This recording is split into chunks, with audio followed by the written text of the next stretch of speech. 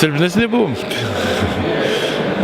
Tikrai noriu pasveikinti varžovus, pelnytai nugalėjo ir Plungėj, ir čia šiandieną.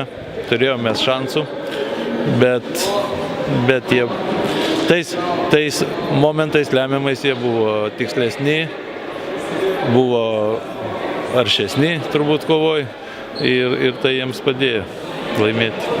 Jie turi tos du vyresnius žaidėjus, Stropų ir Tamušauską, kurie tikrai įneša protingo to žaidimo, neleidžia siausti jauniems, turi jaunų gerų žaidėjų, kurie aktyviai žaidžia.